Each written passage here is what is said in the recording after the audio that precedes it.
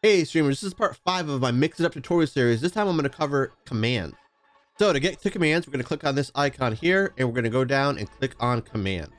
Commands allow you to create shortcuts that you can execute right from Twitch chat.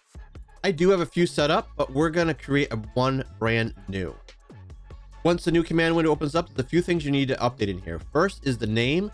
Second is the chat trigger. The chat trigger is just a couple letters that you want to be able to use to execute it from chat. So if we were to do test one, I could make one say called hello world, and I'm going to make the chat trigger HW. Next, I'm going to go down here to action. I'm going to pick what I want to happen when this chat command is executed. What I'm going to make it simple, I'm going to call it just a chat message, and I'm going to hit this plus sign to add it to the list of action. Now you have the option to either send it as a streamer or make it a whisper. I'm going to send it as the bot, and I'm going to make the message to say hello world. If this looks exactly like I want, I can hit this button right here to test this command. Or if I scroll to the bottom, I can hit the save icon, or I can test the entire group. And once it looks the way you want, you're good to go. Keep making commands.